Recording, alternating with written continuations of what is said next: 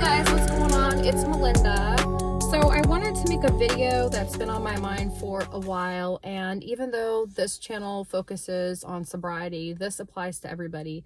And what I'm going to be talking about today is stagnation in life. Just feeling bored, doing the same old routine, feeling like you don't have any friends. Maybe your hobbies have gone by the wayside. You feel like you're not fulfilling any goals and you just like want that zest back in your life. So I definitely was a person that was working all the time. I can definitely understand how that can be for some people.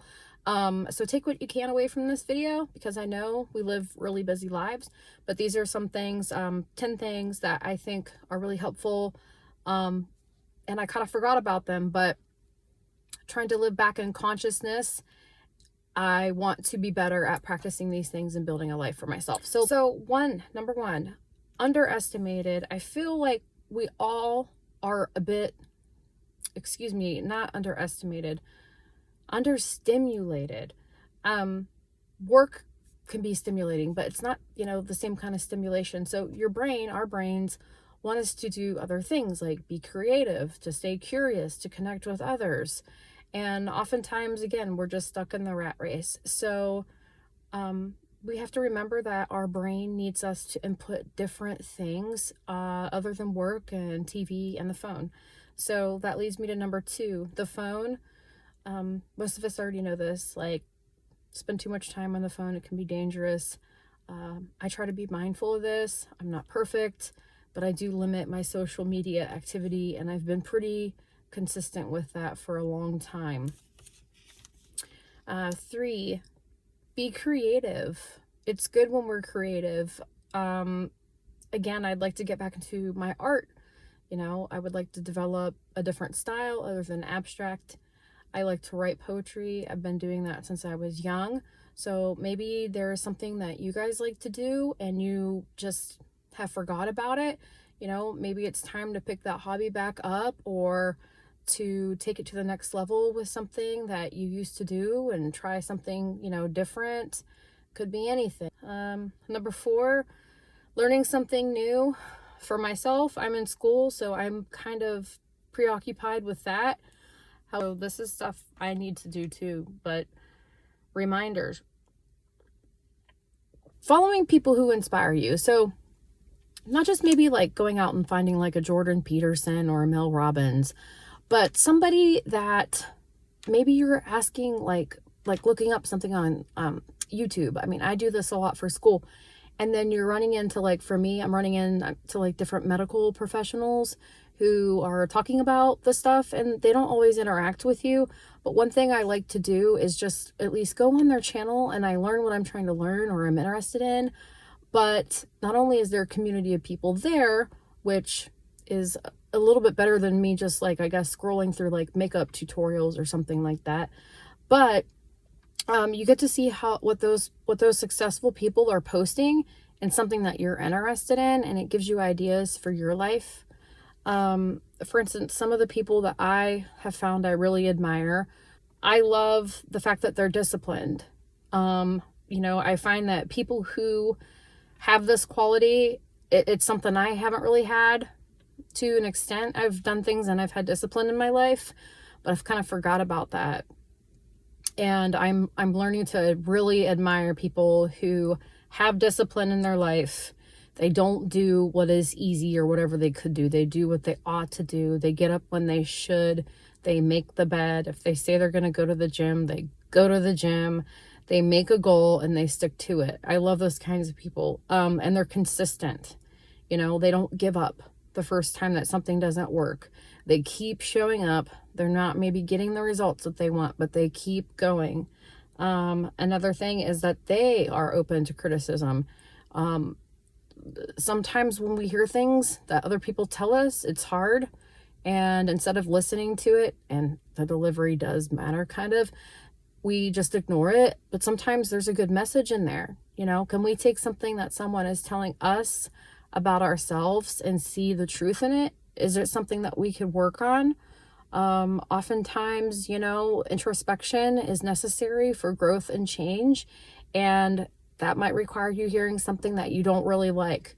about yourself, but it's also an opportunity for you to change and learn from others. The other part that I really like about following people who inspire me is that they challenge themselves. And this is something that I'm trying to do myself. I love, again, I'm in nursing. I keep using that as an example. That's a big part of my life, going back to school right now. I didn't know if I would be able to do this. I wasn't really sure. I never really focused on science classes before. I don't even remember chemistry in high school. And I'm finding out that I can do these things. I'm finding out that I'm interested in, and I liked biology. I didn't think that I would like biology. I got an A in chemistry. I thought I was going to like get a C if I was lucky. So, sometimes when you challenge yourself, you surprise yourself, because if we think that we can't do something, it's really true what they say. We've kind of already lost before we've started. So if there's something that you've always wanted to do, think about that and then challenge yourself. I mean, the worst that can happen is you find out maybe that wasn't for me, but there could be something out there in life that you've always wanted to do and you've just never done it because you thought you couldn't. So challenge yourself and give something a try. Playing an instrument, something that you've never done before that you think is difficult, maybe it's that. Okay, 7, try new things. This goes along with challenging yourself. So that, I think that's a big takeaway. Try things that you think you can't do. Read a book. Again, talked about this already, but books don't have to be boring, I like to read stuff that is like real. I'm not a big fiction reader. So for me, sometimes I'm like, well, I don't even know what I want to read. But one of the things I love is like art. That's why I mentioned that book that is all about ancient civilizations. I would like to know, like, what was the medieval period? What was the Renaissance exactly? What was the significance of all this stuff? What was going on with humanity at that time? How did the Roman Empire fall? I don't know. Okay, number 9, make new friends. I've met a friend at a support group. You guys, what your social circles are. Sometimes you have to cast a wider net. I'll say that. It's hard to meet new people. I like meeting new people that are not from my hometown. I like to get out of my, I hate to say it kind of, but socio-demographic, socioeconomic thing that's going on in the small town I'm coming from. I want to be surrounded by people that think big, that are doing things in their life.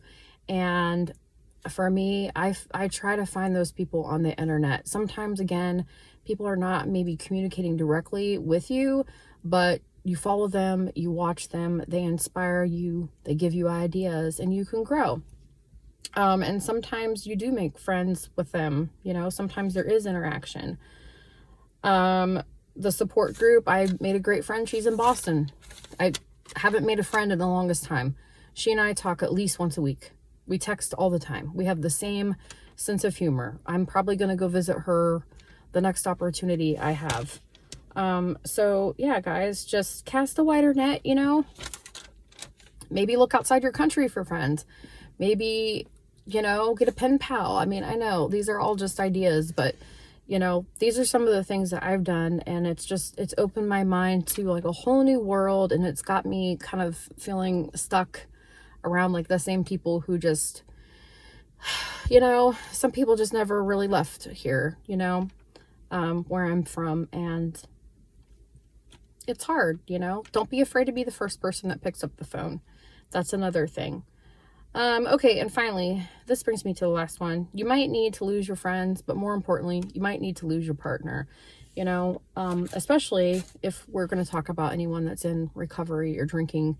I've already covered this, but just in general to everyone, the entire public, we only have one life to live. If you're in a bad relationship, just get out now. Like, I promise, just get a therapist right away. Don't just sit with those feelings and lament, eat ice cream, or like I did, drink. Oh God, it was so bad. But my last relationship, But you guys, you will get over it. It's been about 2 years for me. It was really painful. The first year is when I feel like I finally had some relief. Now I don't even really think about that person occasionally, but it's in the past. And I just, for so many of the women out there, and guys, this goes for you too, we just have one life to live.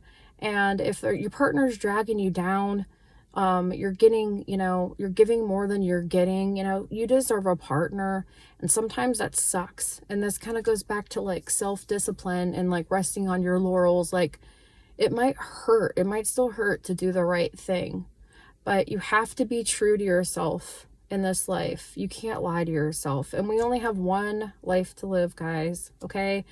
So if that means that you have to make a hard decision to have what you really need, which is peace of mind, self-respect, and get out of toxicity, then that's what you need to do. And I would just encourage you, to make a decision now and cut your losses and feel the pain now before you're into something even deeper. So I hope that was helpful, guys. So next time when somebody asks, what do you do for fun? Maybe these 10 things will give you a couple ideas of some stuff that you can start getting in your life, building your life back up, decentering people in your life that aren't bringing good things, focusing on yourself, and building a life that you really want. So I hope you guys like and subscribe. Let me know in the comments if there's something that you're working on right now, or if this inspired you to pick up your hobbies or to try something new. I'd love to hear back from you, and I will see you guys later. Have a great rest of your day. Bye.